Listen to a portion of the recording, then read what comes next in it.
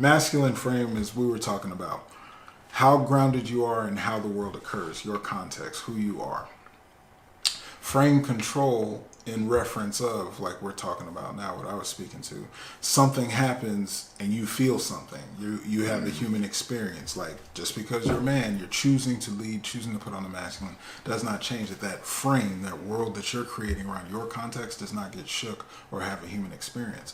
When that does, frame control, you staying in that space and staying grounded versus reactionary, being response able, assessing, figuring how you respond. Frame control occurs to me as how grounded are you when you're feminine, even you're in your feels about whatever. Exactly. And you need to stay grounded, because that experience, the dancing with my partner, is what I've come to appreciate. The test to myself of I'm in my feels about something, and staying level-headed, staying intentional. One, keeping it to myself, not in hiding it, processing it, actually figuring out what it is that I feel. My feelings.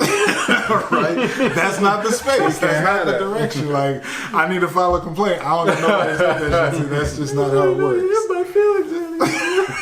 It made me feel like. Containment is where we contain the feminine energy of others. Framing is where we contain our own feminine. Old girl said something. It took me out of containment, and I immediately went into my own personal upset, which took her out completely of the conversation.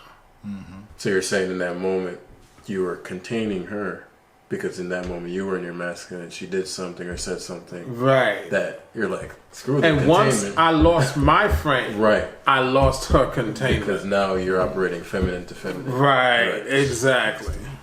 So no sex happens in that case. Exactly. Exactly.